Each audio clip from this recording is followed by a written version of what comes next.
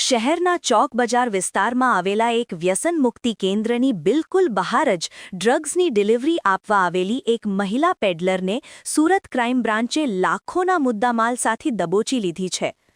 મહિલા મુંબઈથી ડ્રગ્સનો જથ્થો લાવી ચોક બજાર ગાંધીબાગ સામે ડક્કા ઓવારા રોડ પર ડિલિવરી આપવા આવવાની હતી. સુરત ક્રાઇમ બ્રાન્ચને વિશ્વાસપાત્ર સૂત્રો પાસેથી બાતમી મળી હતી કે મુંબઈથી એક મહિલા ડ્રગ્સનો મોટો જથ્થો લઈને સુરત આવી રહી છે.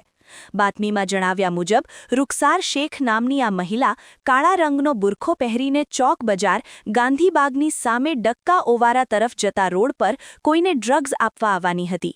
આ બાતમીના આધારે ક્રાઇમ બ્રાન્ચની ટીમે સચોટ આયોજન કરી આખા વિસ્તારમાં વોચ ગોઠવી દીધી હતી.